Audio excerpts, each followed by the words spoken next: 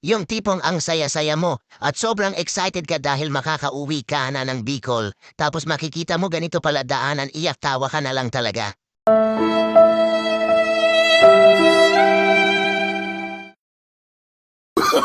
Oh, no, no, no, no.